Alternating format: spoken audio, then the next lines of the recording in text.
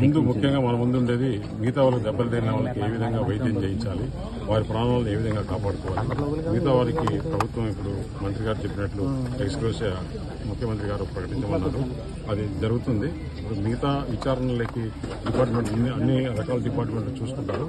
ఇప్పుడు హాస్పిటల్స్ కి తీసుకునే కేసెస్లో వాళ్ళకి మెరుగైన వైద్యం ఏ విధంగా అందుబాటు చేయాలి, ఎంత ఖర్చైనా సరే రాష్ట్ర ప్రభుత్వం భరించి వారిని కాపాడుకునేదానికి ముందుండే చర్య.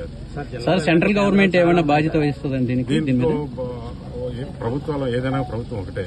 సెంట్రల్ గవర్నమెంట్ ప్రభుత్వం అంటే సెంట్రల్ గవర్నమెంట్ ఇది ఏ విధంగా ఆదుకుంటది? దీంట్లో ఇది మామూలుగా సెంట్రల్ గవర్నమెంట్ లో దీంట్లో ప్రభుత్వం ఉండగా ప్రభుత్వమే, అంతేగాని సెంట్రల్ గవర్నమెంట్ రాష్ట్ర ప్రభుత్వం అనేది డిఫరెన్స్ కాదు. అంటే స్టేట్ గవర్నమెంట్ ఇలాగా ఎక్స్గ్రేషన్ ప్రకటించారు, అలాగే సెంట్రల్ గవర్నమెంట్ ఏమైనా సరే సెంట్రల్ గవర్నమెంట్ లో ఉండదు, రాష్ట్ర పరిధిలోకి వస్తుంది. ఓకే సార్, ఇలాంటి కేంద్రాలు చాలా ఉన్నాయి కదా జిల్లాలోనే, అవన్నీ కూడా ఇప్పుడు తగు జాగ్రత్తలు ఏ విధంగా తీసుకోవాలి.